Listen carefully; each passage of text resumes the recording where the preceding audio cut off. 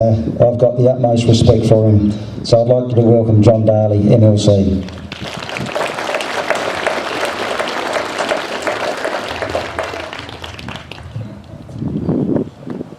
Thank you, Peter. And once again, thanks, Grace. I mean, that act takes some beating. First of all, I'd like to acknowledge my parliamentary colleagues who are here today, the Honourable Michelle Lensink, Shadow Minister for the Environment, the Honourable Anne Bressington, MLC, Mr Mitch Williams, Deputy Leader of the Liberal Party, Mr Michael Pengilly, Member for Finnis, and Senator Corey Bernardi. I'd like to also acknowledge apologies from Isabel Redman, Leader of the Liberal Party, Senator Nick Xenophon, Bob Catter, MP. As you're probably aware, following some developments last week, Nick Xenophon was to chair this meeting, but because of the intervention of James Packer into the pokey debate, he's unable to be here. The first speaker today is the Honourable Michelle Lensink, Shadow Minister for the Environment and Conservation.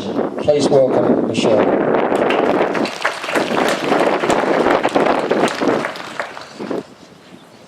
Thank you, John. And can I acknowledge my parliamentary colleagues and also Mr Peter Manuel.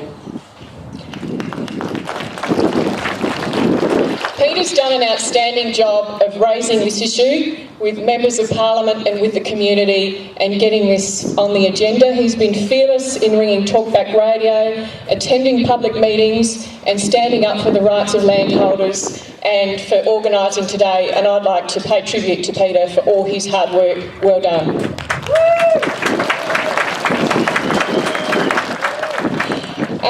This is the second flag rally that I've attended. I attended the meeting at Strathalbyn, as a lot of you would, and Isabel, our leader, got up and spoke there, and I think she made her views on this issue pretty well known. She's pretty fed up with a lot of the ideological agendas that have been going on that are driven under the banner of environmental issues.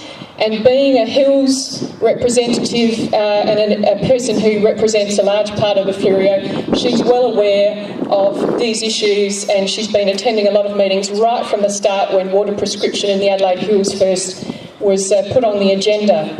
And so the water prescription that's taking place in the eastern and western Mount Lofty ranges, we believe that when there's less than 10% of the sub-catchments are under stress, why would you apply the same rules across the board to areas that are pressured as to those that aren't? And as you know, there's a lot of issues with how the NRM boards are going about trying to impose rules on everyone. It's resulting in lost production. There's a lack of understanding of how landowners actually manage their resources and in a sustainable way. I mean, we appreciate that you guys want to have a resource that you can continue farming into the future, so you don't want to kill the goose that lays the golden egg, and in fact are already doing things sustainably.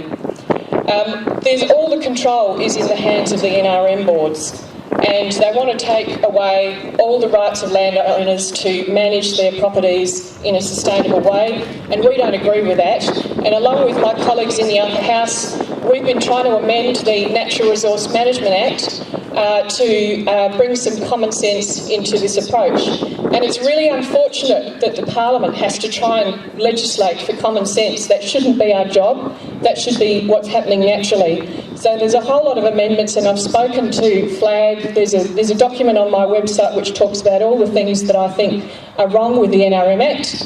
And unfortunately, it's a bit of a case for the Liberal Party of we told you so, not to you guys, but to the Parliament and to the people of South Australia. When the amalgamation of water catchment boards, pest plant and soil boards came about in 2004, we said it's going to be bureaucratic, there's too much power that's placed in the boards and in the minister, and it's going to be very, very costly. And what have we got? We had amendments that weren't supported in the upper house, so some of those things went through, including to do with powers of authorised officers. And so those are all things that we're trying to pull back while well, certainly from the upper house. My personal view, I've been Shadow Minister for the Environment for about 4 years, and I don't think any environment agency should ever be put solely in charge of anything that's going to have an economic impact on anyone. And it's not just this, it's marine parks, it's anywhere where people are involved in sustainable production or sustainable yield from the oceans, as they are in marine parks, where the environment agencies just have been allowed to run off on a merry frolic without any reference to the Department of Primary Industries, who have a lot more understanding of what's going on. So that's, if we win office in 2014 and I'm the Environment Minister, that'll be front of mind for me. I've got a very simple message for the people today.